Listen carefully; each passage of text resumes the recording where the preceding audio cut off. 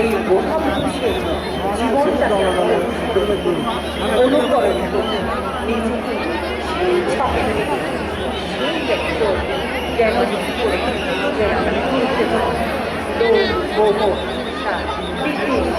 এসবের থেকে উদ্ভূত একজন মহাপুরুষ হতে পারে।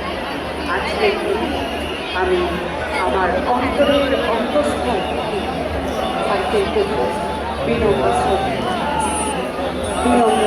জানাচ্ছি, বিনম্র শ্রদ্ধা জানাচ্ছি, শ্রদ্ধা জানাচ্ছি আমার পক্ষ থেকে, শ্রদ্ধা জানাচ্ছি বদরুল পক্ষ থেকে, শ্রদ্ধা জানাচ্ছি বাংলাদেশ বৌদ্ধ সমিতির মহিলার পক্ষ থেকে।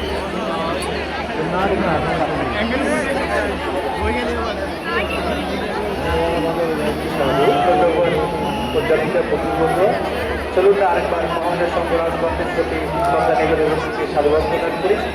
সাধু সাধু সাধু। এখন মধ্যবিনাশী গ্রামের পক্ষ থেকে শ্রদ্ধা নিবেদন করবেন আমাদের বাংলাদেশ ব্রিটিশ ফাউন্ডেশনের সাবেক চেয়ারম্যান বাবু গোকুল শান্তি গুরু। বাবু গোকুল শান্তি গুরু।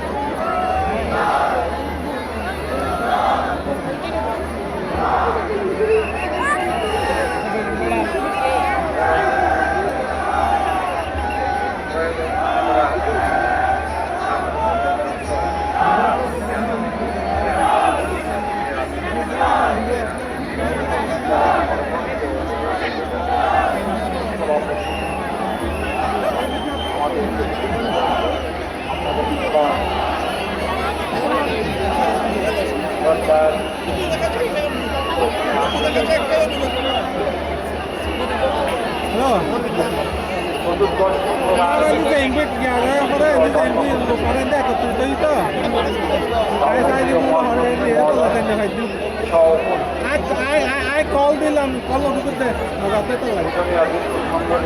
আমার বন্দনা এবং সবাই আমার শ্রদ্ধা এবং শ্রদ্ধা জ্ঞাপন। আসলে বলার কিছু নাই, অনেক বলা হয়েছে।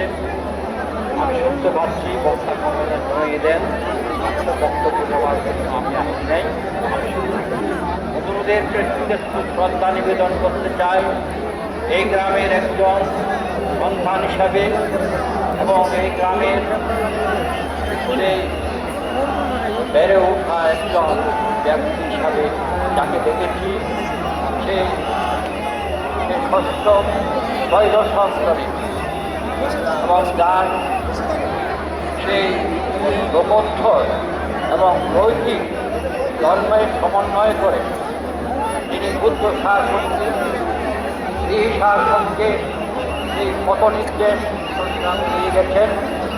সেই পথনির্দেশনা আমরা যদি তার জীবন দর্শন, যেটা আজীবন আপনারা দেখেছেন, সেই তার বিনয়শীল জীবনযাপন এবং তার মধ্যা মধুধার মুক্ত গতি জ্ঞানপীঠ মহাসনের প্রতি আসছে আমার পক্ষ থেকে গভীর শ্রদ্ধা নিবেদন করছি।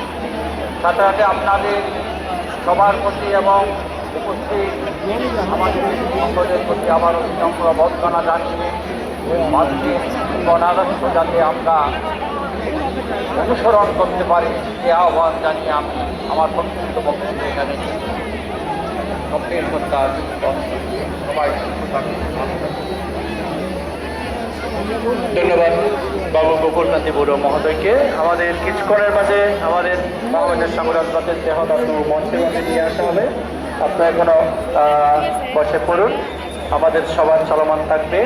মহামেডের সংগ্রামপথের দেহদাতু এখানে আসার পরে আপনারা স্মরণশীলের প্রতিষ্ঠাপিত হবেন এবং আমরা